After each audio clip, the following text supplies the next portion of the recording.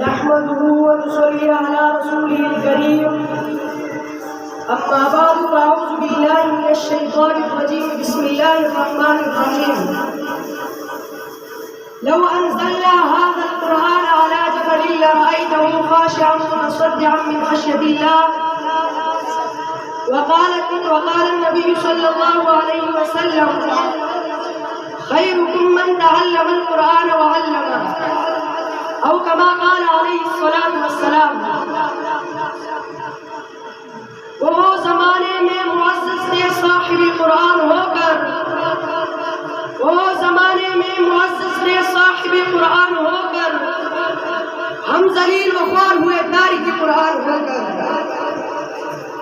نہ گھبراؤ مسلمانوں خدا کی شان باقی ہے، نہ گھبراؤ مسلمانوں خدا کی شان باقی ہے، ابھی اسلام زندہ ہے، ابھی قرآن باقی ہے۔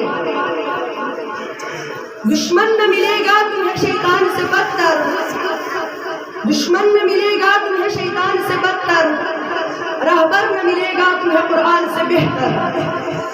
سبحان اللہ۔ محترم اساتذہ اکرام اور آنے والے تمام معزز مہمانوں، السلام علیکم۔ وعلیکم السلام۔ آج میں آپ حضرات کے سامنے فضیلت قرآن کے موضوع پر لب کشائی کرنے کی جسارت چاہتا ہوں۔ گرامی قدر سامعین، قرآن مجید اللہ تعالیٰ کی وہ آخری کتاب ہے جس میں سابقہ تمام آسمانی کتابوں اور صحیفوں کی معتدل اور مناسب تعلیمات درج ہے۔ یہ کتاب کائنات کے لیے روح اور حقیقی حیات ہے۔ اللہ تعالیٰ نے اس کتاب کو سب سے اعلیٰ واسطہ قرار دیا، فرمایا ذالک الکتاب لا ریب فیہ، یہی وہ کتاب ہے جس میں کسی شک و شبہ کی گنجائش نہیں ہے۔ حاضرین محترم، میں نے قرآن سے پوچھا بتا تیرا نام کیا ہے؟ قرآن نے جواب دیا قرآن مجید۔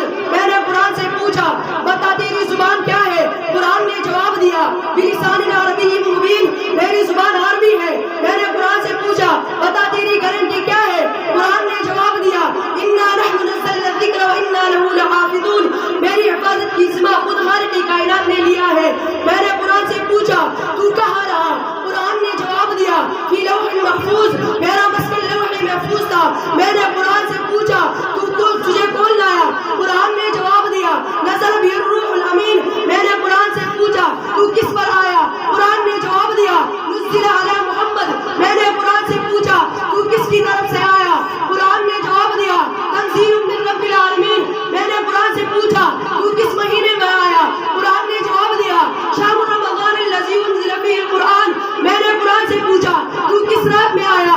قرآن نے جواب دیا انا انزلناہ فی لیلۃ القدر۔ میں نے قرآن سے پوچھا تو کیوں آیا؟ قرآن نے جواب دیا ھدی للناس۔ سبحان اللہ۔ کیوں نہ ہو ممتاز اسلام دنیا بھر کے دینوں میں، کیوں نہ ہو ممتاز اسلام دنیا بھر کے دینوں میں، وہاں مذہب کتابوں میں، یہاں قرآن سینوں میں۔ ماشاء اللہ۔ حضور صلی اللہ علیہ وسلم نے قرآن کے بارے میں فرمایا القرآن حجۃ لک و علیک، قرآن یا تیرے حق میں گواہ ہو یا تیرے خلاف گواہ ہوگا۔ خیرکم من تعلم القرآن وعلمہ، تم میں بہترین انسان وہ ہے جو قرآن سیکھا اور دوسروں کو سکھائے۔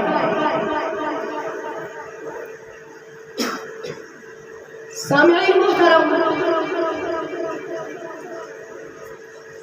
یہ اس قدر مقدس کتاب ہے کہ اس کے بارے میں اللہ تعالیٰ نے فرمایا کہ اگر ہم یہ قرآن پہاڑ پر اتارتے تو دیکھ لیتا کہ وہ اللہ تعالیٰ کی قوم سے دب کر پڑ جاتا۔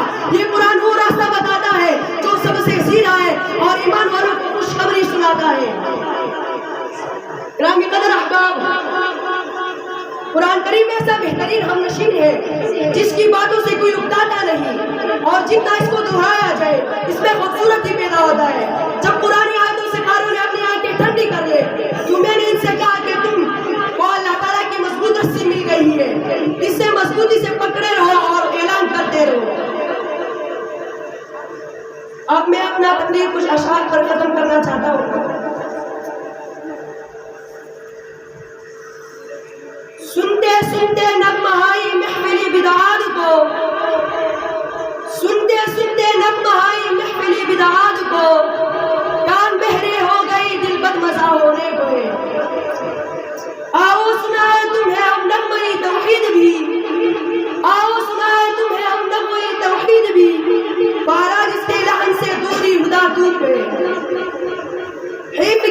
تیر اس کے دل پر کچھ نہ ہو، حریف گرتا تیر اس کے دل پر کچھ نہ ہو، وہ جس سے خواہش ہم متصدیہ ہونے گئے۔